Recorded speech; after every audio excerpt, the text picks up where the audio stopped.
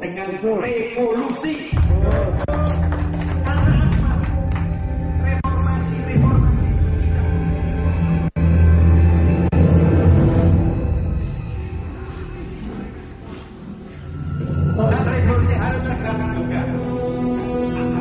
Seperti inilah suasana diskusi terbuka yang digelar di sebuah komunitas independen yang terkenal kritis menyikapi persoalan besar yang tengah melanda negeri ini. Topik diskusi pada siang itu, potret intelijen di bawah pemerintahan SBY jilid 2. Di sini ada dua fungsi. Jadi tolong kita jangan semua itu kita samakan dengan Amerika sama Indonesia. Isu-isu kemunduran, kealpaan dalam menganalisa persoalan negara menyeruak dalam diskusi itu. Tak hanya itu, persoalan pergantian Kepala Badan Intelijen Negara atau BIN pun menjadi bahasan. Badan Intelijen Negara disingkat BIN adalah lembaga pemerintah non-departemen yang bertugas melaksanakan tugas pemerintahan di bidang intelijen. Sejak 22 Oktober 2009, Kepala BIN, pejabat negara setingkat menteri, dijabat Jenderal Polisi Purnawirawan Sutanto.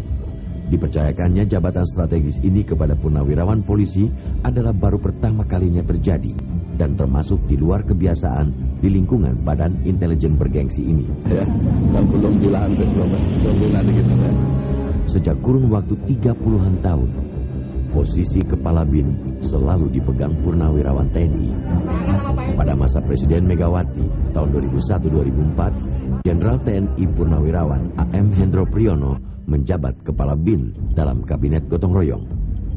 Pemerintahan Presiden SBY tahun 2004-2009, Mayor Jenderal Purnawirawan Samsir Siregar didapuk Kepala BIN dalam jajaran Kabinet Indonesia Bersatu Jilid 1. Kontan saja penunjukan Sutanto selaku Kepala BIN menjadi buah bibir.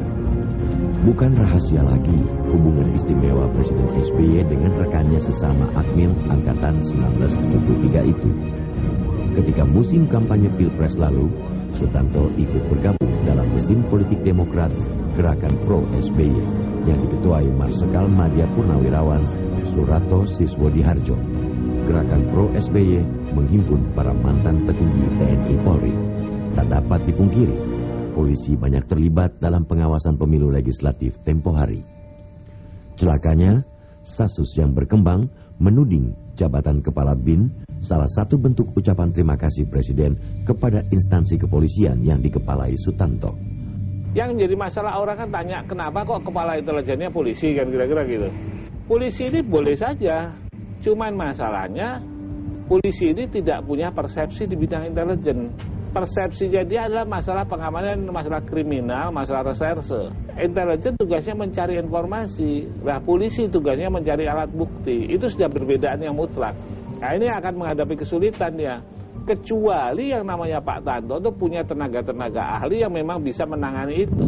Saya takutkan bahwa nanti begitu polisi berkuasa, terus semua diganti polisi, ya sama aja. Waktu dulu pertama kali polisi menjabat namanya Pak Tarto. Itu zamannya Bung Karno. Waktu Pak Tarto itu sebetulnya pemainnya adalah Subandrio. Ya moga-moga tidak mengalami yang sama SBY itu. Karena Bung Karno dulu dengan Pak Tarto dia jatuh. Moga-moga Pak Tarto bisa mengatasi ini. Menilik pergantian di tubuh Badan Intelijen Negara, menarik mencermatinya bukan hanya di luar kebiasaan dalam organisasi.